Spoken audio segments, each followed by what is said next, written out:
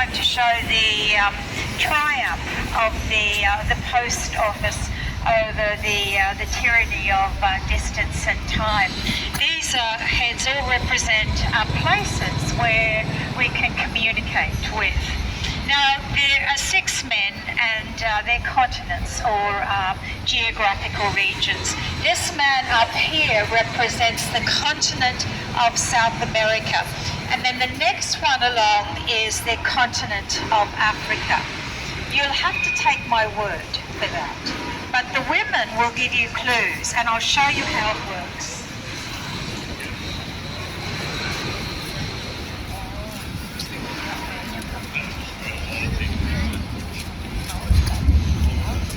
So when you look up into the crowd, you'll see the word Australia. Have you got it? Yeah. Underneath per head is the first letter and the last letter of Western Australia. Now, Western Australia were 2 big words. They couldn't fit all of that into the crowd, so it's been abbreviated to W Australia. And then the next one along is a similar idea. We're looking at South Australia, SA South Australia.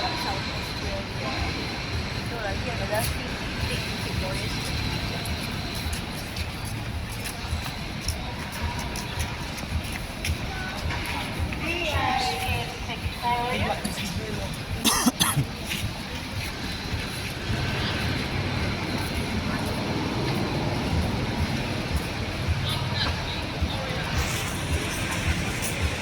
And then we get these 3 women with symbols rather than letters. This one has the Scottish thistle, the English rose, and the Irish shamrock. So here we're looking at the countries of Great Britain.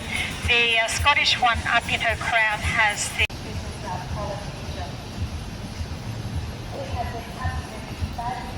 coat of arms with the lion and the unicorn and all of that very lush flora and foliage, almost jumping off the building at you.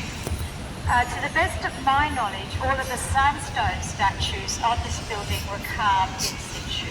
So they were carved on the building once the building was built. The actual arches, you can see these people. Now, these were meant to be the trades, the skills, the occupations of people here in the colony. And James Barnett, the architect, had approached a different sculptor to depict these, but they were not well received in their time.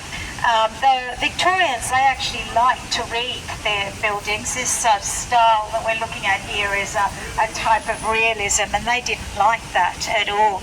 The elite of Sydney thought that they were completely inappropriate for this building and they should be taken down. Started a debate that went right up to the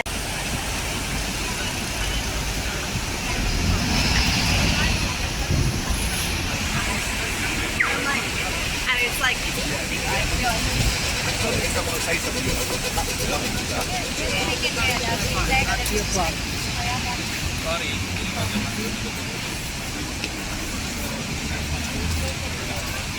just walk slowly so you can look up.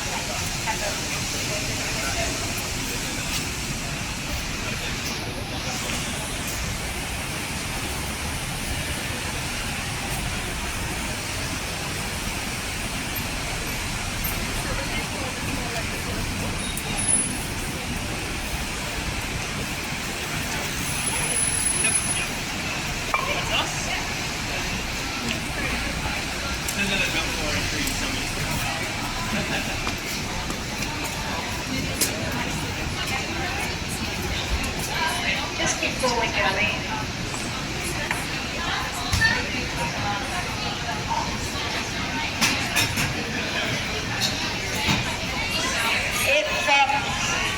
With the second stage of, can you all hear me? With the second stage of the building, this stage of the building open, if you were the postmaster or one of his important supervisors, you would have gone to work through the big ornate door on Martin Place. But this one here was for the blue collar workers. Right beside it, where this little hole in the wall cafe is today, there was a ramp going down into the basement. Now, in the colonial period, horses and carts going down into that area.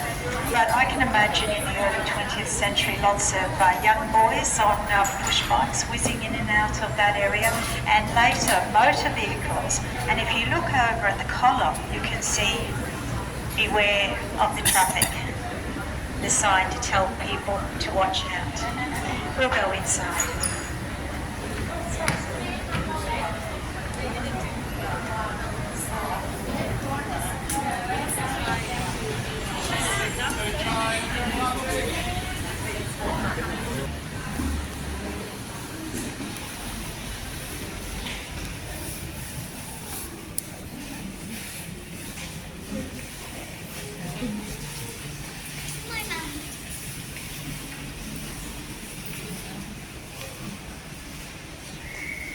So this area here is much as it would have been when it opened in the 1880s with its checkered marble tiles. These tiles were 1 inch thick, and the red cedar that was used throughout the building, and the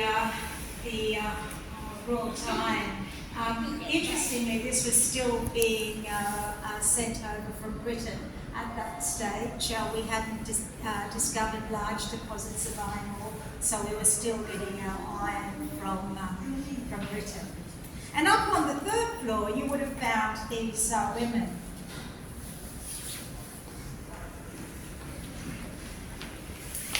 The telephonists working at their switchboard. They had a nickname for them. They called them switches. But there's a really interesting story about women working at the post office. When the first stage of the building opened, our postmaster was a man called Saul Samuels, and he was a bit of a progressive thinker. He believed women were capable of working with telegraph equipment. So he had his office on the 1st floor. Above him on the 2nd floor was a telegraph office for the men, but on the 3rd floor, a telegraph office for the women. The women, however, were not allowed to mix with the men. So up there on the 3rd floor, they had their own lunchroom and their own cloakroom. If they got married, they had to leave the job. It wasn't considered proper for a married woman to be working at that time. But as long as they stayed single, they had a good job for life at a time in Sydney when there weren't many jobs for women. And most of the jobs for women in Sydney at that time would have been domestic jobs, things like cooking, cleaning, looking after children. We know that Saul Samuels even appointed some women to be postal officers, and some of those women would rise through the ranks to be postmistresses in their own right. They would have had men working under them. But by the time we get the phones in the 1880s, we've got a different postmaster. And when the phones come, they weren't thought of as proper telecommunications. They were thought of as just a bit of a toy. And so this man splits the men from the women. He puts the women over in this part of the building to work with the telephones, and the men stay over in the old part of the building. Now, I'm going to bring this photo around again, because when you look close, they're working under a tin roof.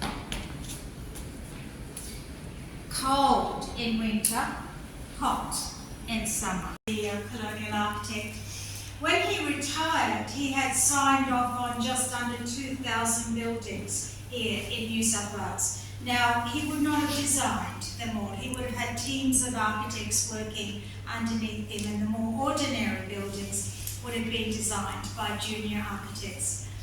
This building is probably his masterpiece here in Sydney, but there are other beautiful Barnett buildings in Sydney.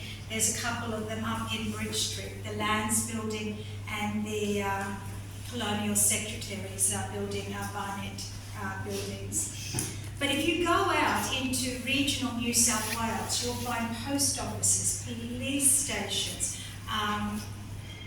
courthouses, even lighthouses that Barnett designed. So he left a large legacy of buildings here in New South Wales for us. Now just over in here is the other side of the staircase.